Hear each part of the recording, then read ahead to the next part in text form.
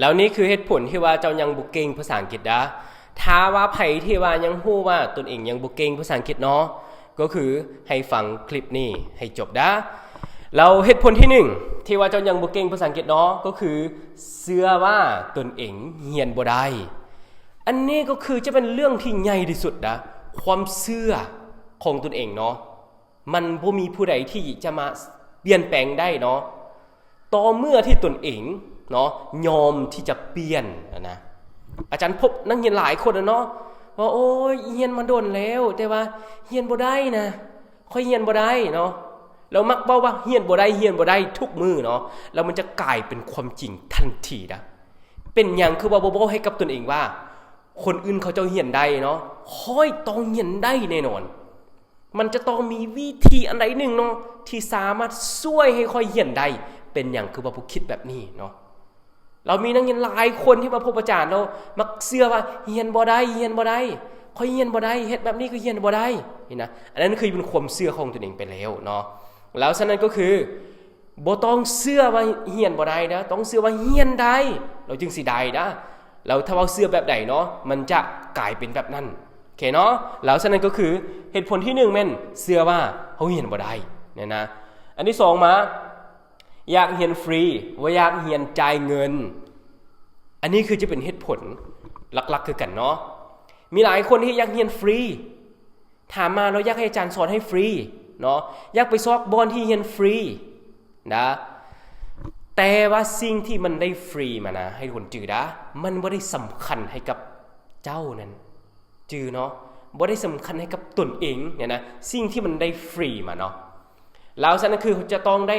ออกเงินจ่ายซื้อมามันจึงสิมีคุณค่าให้กับตนเองนะแล้วถ้าว่าไผที่อยากเก่งเนาะแล้วยังคิดว่าซอกเรียนฟรีเนาะบ่อยากเรียนจ่ายเงินมันเป็นไปบ่ได้เนาะที่ว่าตัวเองจะเก่งขึ้นมานะจะพอใช้ได้เนาะแต่ว่าให้เก่งๆขึ้นมานี่นะมันจะบ่ได้เพราะว่าเขาบ่ได้เสียเงินแล้วบ่เจ็บใจบ่ตั้งใจเรียนนี่นะโอเคเนาะแล้วอันต่อไปมาก็คือบ่ได้ไวบ่เรียนอันนี้คือกันนะแบบว่ายังเรียนให้2เดือน3เดือนแล้วเก่งเนาะถ้าว่า3เดือนค่อยบ่เก่งนี่ค่อยบ่เรียนโอ้ยถ้าว่า3เดือนเก่งนี่นะคนที่อยู่ในประเทศลาวเนาะทุกคนนี่เก่งหมดแล้วเพราะว่าโรงเรียนตั้งแต่ประถมนะนี่ประถมก็มีแล้วเนาะภาษาอังกฤษเนาะจนไปฮอดมหาลัยเราเป็นอย่างจึงบ่เก่งเนาะเพราะว่าเรียน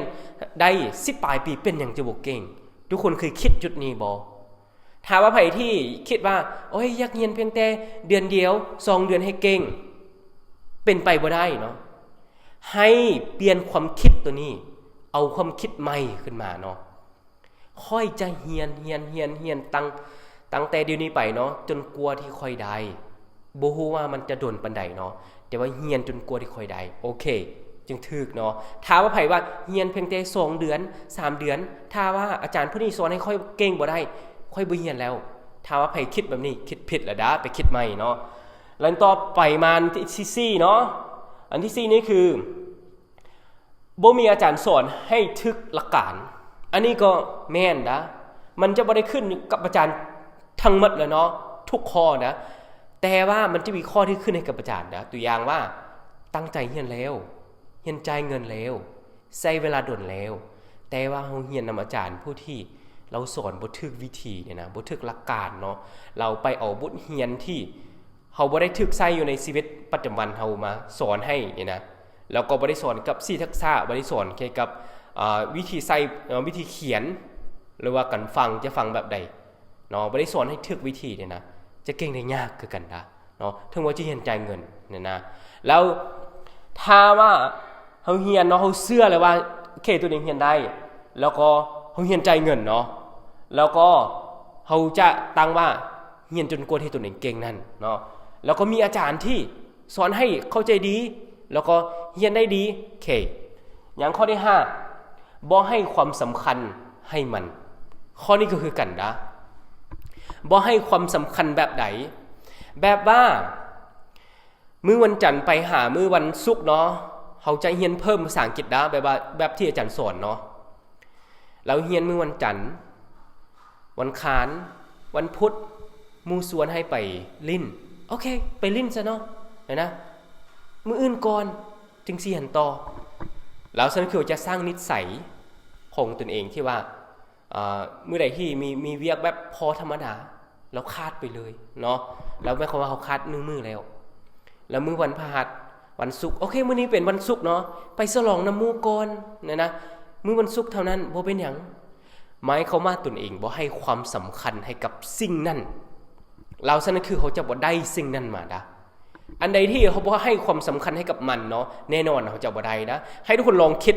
ตัวอย่างเขามีแฟนเนาะมีผัวหรือว่ามีเมียตัวอย่างนะตัวอย่างว่ามีแฟนซะเนาะแล้วเขาบ่ได้ให้ความสำคัญให้กับมันเลยเนาะเขาบ่ได้ให้เวลาให้กับลาวเลยเนาะเขาจะบ่ได้พาเราไปเที่ยวเนาะเขาบ่ได้อยู่นำลาวนี่นะเวลาที่ว่าเขาอยากไปเสียก็ไปเลยเนาะไปน้ำมูกก็ไปเลยเมื่อใดที่ว่าเราส่วนไปลิ้นน้ำลาวบ่เขาบ่ได้เกี่ยวเลยนะเขาจะเอาเตใจตนเองเนาะเขาจะบ่ได้ลาวเนาะมาเป็นคู่ครองแน่นอนนะเขาจะต้องแยกทางกันนะสิ่งใดที่ว่าเขาให้ความสำคัญให้กับมันเขาจึงได้สิ่งนั้นมาครองนะให้ทุกคนจื่อเนาะแล้วฉะนั้นคือจะต้องให้ความสำคัญให้กับสิ่งที่เขาอยากได้นั่นวันจันทร์ไปฮอดมื้อวันศุกร์เทิงว่าเขาจะมีเวียกตัวอื่นเนี่ยนะค่อยบ่ไปแน่นอนเขาจะต้องเรียนภาษาอังกฤษก่อนแล้ววันเสาร์วันอาทิตย์เนาะที่ว่าบ่ถือกับมือที่ค่อยเรียนแล้วค่อยจึงสิไปเนาะหรือว่าชั่วโมงที่ค่อยเรียนนั่นค่อยบ่ไปแน่นอนเนาะเทิงว่าจะไปคือจะต้องเข้าเรียนก่อนนะเขาเรียนทุกมื้อเนาะแล้วฉะนั้นจึงสิได้นะถ้าว่าไผที่ยังบ่เก่งภาษาอังกฤษเนาะจึงไปลองไปเบิ่งว่าเฮามีข้อที่อยู่ในนี้อยู่ในตัวเฮาบ่เนาะถ้ามีคือฮิปเปลี่ยนนะแล้วชั้นสั้นก็คือจึงสิได้เนาะ